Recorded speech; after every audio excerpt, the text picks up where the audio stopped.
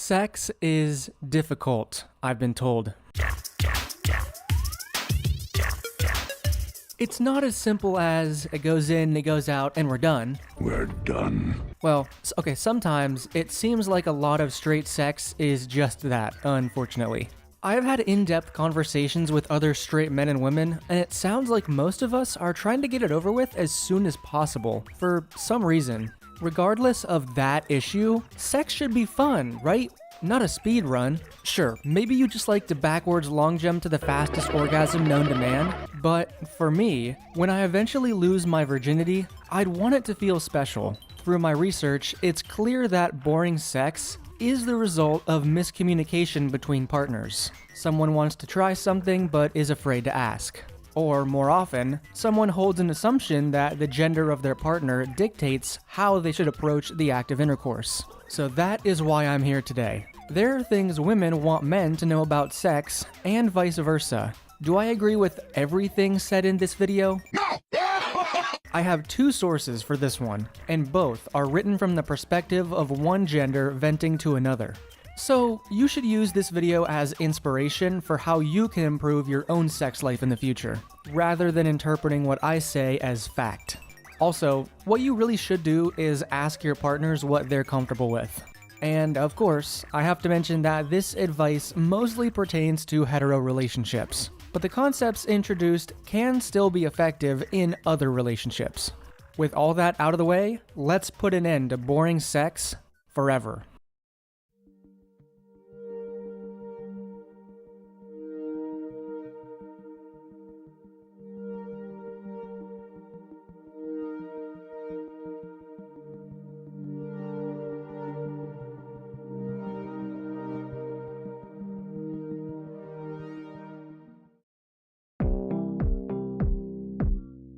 To start, let's go through some advice from women. Well, okay, one woman in particular. Remember, this may be biased. She's just here to give you some ideas. Okay. Whew. I thought I was prepared for this, but looking at the first tip, I've been out of this game for a while. Okay. Number 1, make it rain. If you want us to get hot and ready, add some lubrication. Saliva and fingering recommended. Okay, so it's generally a good idea to make sure she's lubed up. I think a lot of first-timers don't anticipate how painful sex can be when both you and your partner's bodies aren't fully prepped and ready. Think of it this way. Imagine if she didn't understand what an erection was, and she tried to use your member before it was even ready. Things would be pretty awkward, yeah, but also painful and ineffective. Number 2. Foreplay. Women aren't like men. They can't just gas right up and get ready to put it in drive.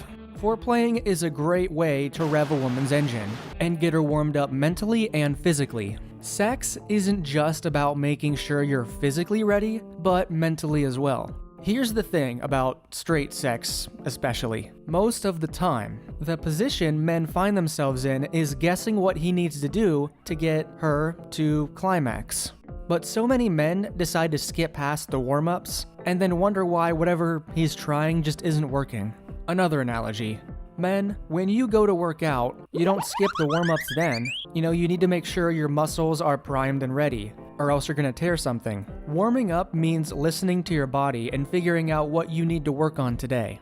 Foreplay is kinda like that, except you're listening to someone else's body. If the main idea is to get your girl to that sweet spot, you need plenty of run-up before you take the leap. Foreplay lowers what's required to get her to that point once you start the main event.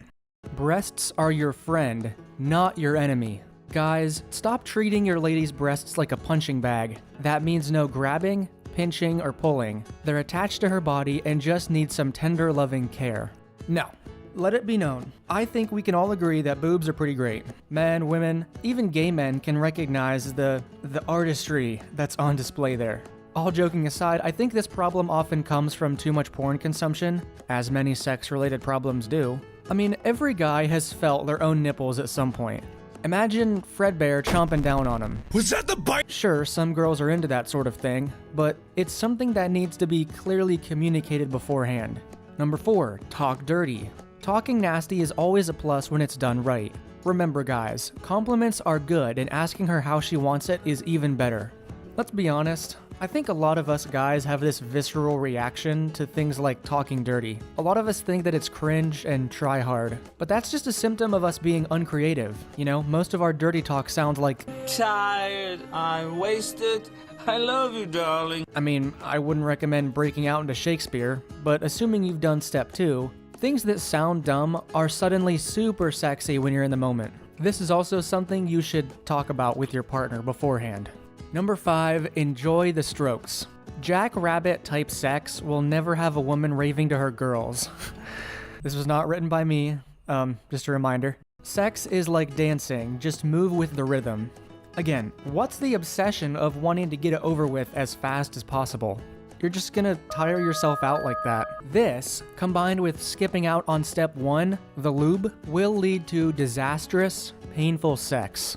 And when it comes to rhythm, it's just something you have to practice. I would say practice makes perfect, but as my next source points out, that's not true. Perfect practice makes perfect. You need to communicate with whoever you're doing it with and ask for honesty. If he's offbeat, tell him. Most guys appreciate very direct feedback like that. Number 6, the toys. In addition to being super kinky, vibrator is a great way to help satisfy your woman and leave her singing praises. A vibrator, yeah, well, I can understand why men wouldn't want to have one of those in the bedroom. Look, to a man, a vibrator is what you use when his tools aren't doing the job. But I know that's not always true. Remember, the point is to get you both to the point of climax. There's no shame in using a handicap. If anything, if your girl wants to bring in any kind of toy, it's usually a sign that she's actually trying to make it enjoyable for the both of you. It'll help her get to orgasm, and it'll be more satisfying for the man as well. How's that possible? Well, as we've learned in past videos, men often report that the best part of sex for them was when their partner was in climax, and clearly enjoying it themselves. So, in a roundabout way, it'll get you both to climax faster. Number 7, orgasm doesn't mean game over. Have you ever heard of multiple orgasms? Well, yeah, women get those. Just because a woman climaxes doesn't mean they can't do it again. This is one I kind of disagree with. I don't disagree with the fact that you can do it multiple times. Obviously, that's true. They don't have to reload like men do. But that's the thing. If your man has already finished, please don't force him to try to continue because he physically and mentally can't. That reload time includes a decrease in sex drive as well as the erection going away. But I understand this piece of advice was written with the underlying assumption that you just brought her to climax. A bold assumption, so it should probably go like this, assuming you're in a rhythm with each other. He finishes, and she finishes. Go back to foreplay for about 15 minutes, and then you'll both be ready to go again. Number 8, not all women are the same. Take time to know the female you are intimate with. They don't all want the same thing or the same touch. This is true. Not all women hate sex. Not all women secretly want you to give her oral. As a guy, you hear these things about this is what women really want, when different people are comfortable or uncomfortable with different things. If you do the simple act of asking what she's comfortable with before you start, that's kind of a tip-off that you actually care, and it's going to make things a lot smoother. Communication isn't sexy, there's no way around it. But if you can push past a few seconds of awkwardness, what awaits you on the other side is so much better. Number 9, women are just as visual as men. Although a woman can expect lingerie, heels, and a sweet smell lingering in the air from their partners, personal hygiene is a must.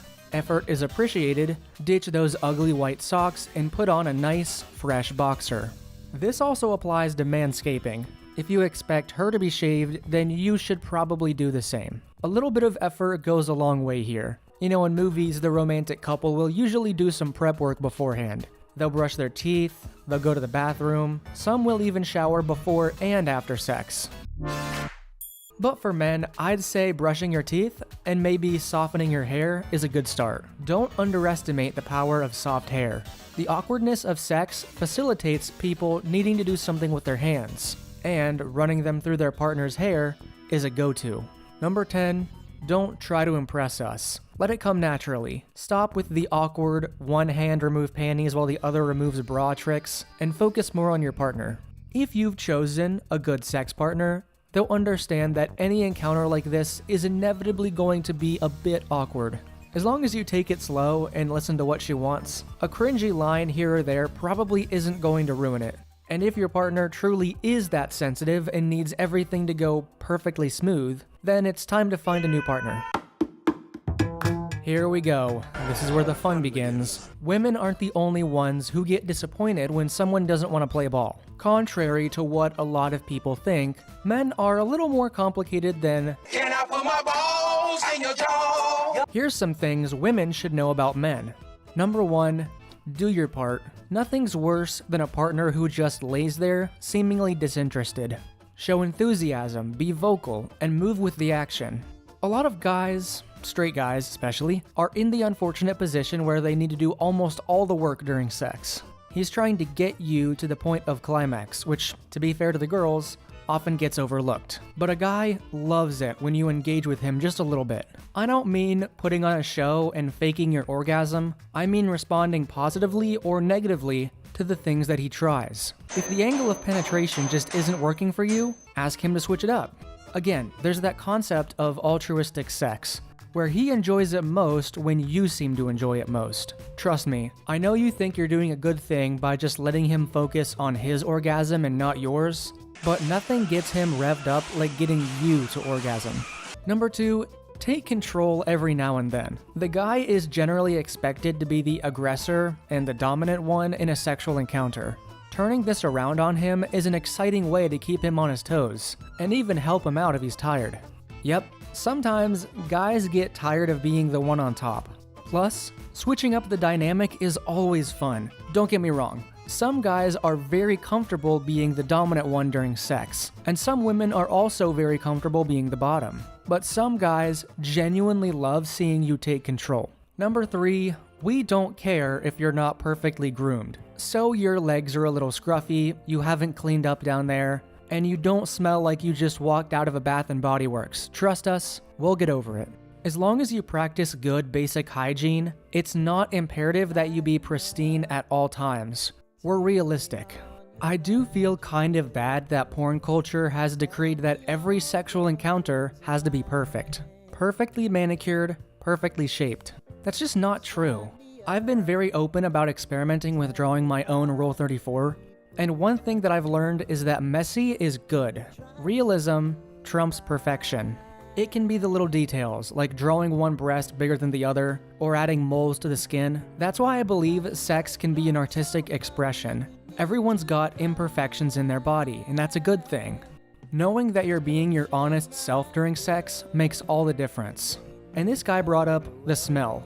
Look, you can smell nice, but the smell is like half of what gets someone off during sex. Do not underestimate the power of smell. Number 4, don't freak out if we don't get off. There are so many factors that can cause this to happen, but it's almost never because you're not attractive enough or good enough in bed.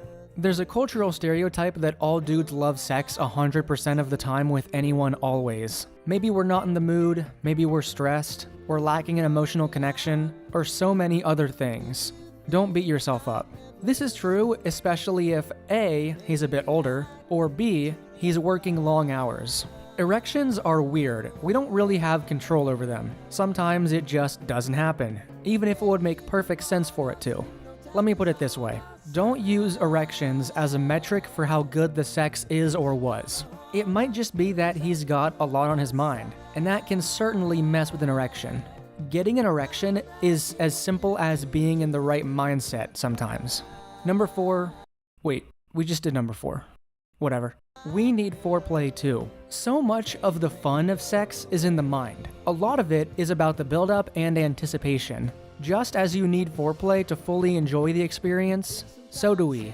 From the people I've talked to, a lot of straight guys do skip out on the foreplay. But those are usually the guys just trying to get his nut to go. Can I get this to go, please? It's typical to expect men to just want to get to their orgasm already, but I feel bad that we've created this reputation. Foreplay really is kind of a cure-all. Going back to the erections thing, if his toes aren't really working right now, a bit of foreplay can fix that too. Number 5, we need to know your kinks, especially if they're physically aggressive. We are not just going to jump out on a limb and guess whether you like to be choked or not, if that's going to get us sent to jail. If you want to get what you want, you have to ask for it. Oh my god, this. Okay, no matter what you think about this dumb gender war, it's dumb. The fact of the matter is that when it comes to sex, women do hold the power. And I think being sensitive to that fact is a good approach. It's really sad when A, bedroom miscommunication, or B, a simple act of revenge from an ex can lead to accusations, even if clear consent was given. I think the Johnny Depp thing shed some light on this issue. You don't understand just how careful men have to be when it comes to doing what you want him to do in bed. If it is something that's based on a power dynamic like choking, please clearly explain exactly what you want, and you should probably come up with a safe word as well. Number 6, don't always wait for us to initiate. Sex may not be on our mind until you put it there. If you're in the mood but he's not acting, go for it. Men don't always want sex all the time. But if you want it, there's nothing more reassuring to him than hearing that you actually want to do it. Hearing those words out of your mouth is going to calm his nerves a lot and take a lot of pressure off him to perform. A lot of times, the common complaints we get, like we're going too fast and we're skipping foreplay, are done because the man isn't really convinced that you're fully in the mood. The more you communicate that you actually want to, the better it's going to be for both you and him. If he shoots you down, yeah, I'm not gonna lie, that's gonna hurt.